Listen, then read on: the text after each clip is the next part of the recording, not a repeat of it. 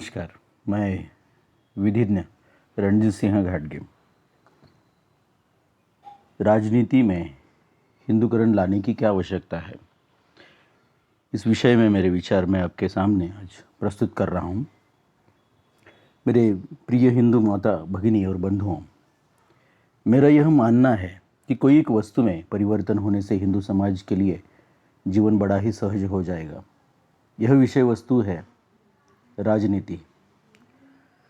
वर्तमान स्थिति और इतिहास ठीक से जान लेने पर यह स्पष्ट हो जाता है कि राजनीति का इस्लामीकरण, क्रिस्तीकरण और अब धर्मनिरपेक्षताकरण हो जाने पर उसके प्रभाव से संपूर्ण हिंदू संस्कार आहत हो गए हैं और हो रहे हैं।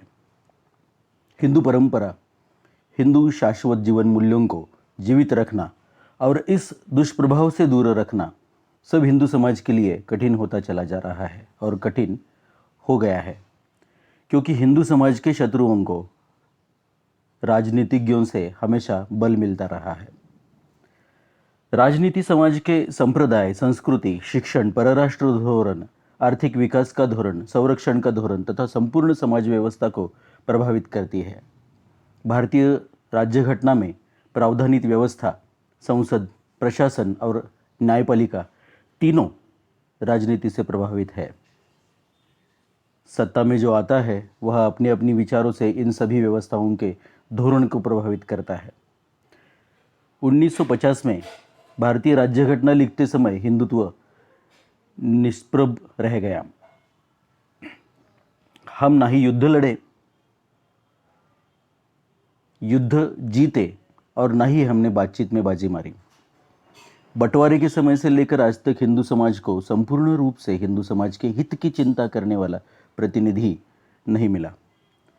मुसलमानों का प्रतिनिधित्व जिन्ना के मुस्लिम लीग ने किया। धर्मनिरपेक्षता का प्रतिनिधित्व गांधी और नेहरू के कांग्रेस ने किया। आप मुझे बताइए, हिंदू का प्रतिनिधित्व किसने किया? किसी ने नहीं। उनकी आवाज़ तो संपूर्ण शक्ति लगाकर दबाई गई। घटनाकारों ने घटना को हिंदुत्व के आधार पर लिखा। जहाँ जहाँ संधि प्राप्त हुई, तत्कालीन विधानसभा में घटनाकारों ने हिंदुत्व को घटना का गर्भ बताया। Hindutva is core of the constitution. सर्वोच्च न्यायालय ने भी कई न्याय निर्णयों में इस बात को दोहराया कि हिंदुत्व राज्य घटना का गर्भ है। राज्य घटना हिंदुत्व के गर्भ से निकली है। फिर ऐसा क्या हो गया कि हिंदुत्व निष्प्रभ दिखाई देता है? हिंदुत्व और हिंदुओं के इस शक्ति को निष्प्रभ करने के लिए और हिंदू को उसकी सही क्षमता का पता न चले, इसके लिए 12वें शतक से पुरजोर और कूटतापूर्ण प्रयत्न चल रहे हैं। 1950 में भी यही प्रयत्न नेहरू और उसके सत्ता के लोभी साथियों ने किया और सफल होते रहे। वो क्यों सफल हुए, यह अन्य लेखन का विषय है। इसके संदर्भ में कभी और बात करेंगे। किंतु संविधान में संविधानकर्ता विद्वानों के परामर्श के सिवाय ऐसे प्रावधान बनाए गए जिनकी वजह से राजनीति में क्रिश्चियन, मुस्लिम और धर्मनिरपेक्षता का प्रभाव बढ़ गया है।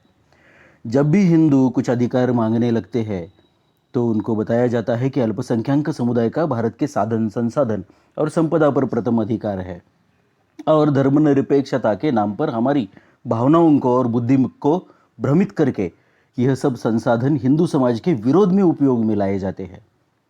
अल्पसंख्यक एक ऐसा शब्द है जिसकी व्याख्या आज तक नहीं की गई। आप समझ रहे होंगे, राजनीति में हिंदूकरण ना होने से और किसी भी व्यवस्था या विभाग का हिंदूकरण नहीं हो पा रहा है। इसलिए मेरा यह मानना है कि हम सबसे पहले राजनीतिज्ञों का हिंदूकरण करेंगे, राजनीति का हिंदूकरण करेंगे। जहाँ जहाँ हिंदू समुदाय का राजनीतिक दबाव बढ़ेगा, वह सहजता से व्यवस्था का और व्यवस्था के धोरणों का हिंदूकरण अपने आप होता चला जाएगा। हिंदूकरण राजनीति का करना है।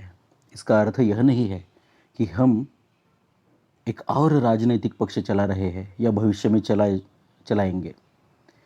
इसका अर्थ यह है कि हम उनकी घर वापसी कर रहे हैं जो केवल मानने के लिए हिंदू है। उनको स्वार्थ है कि अपनी अपनी आसन को बचाना है। साम दाम दंड भेद किसी भी नीति से हमें उनको घर वापस लाना है और उनका हिंदूकरण करना है। धन्यवाद।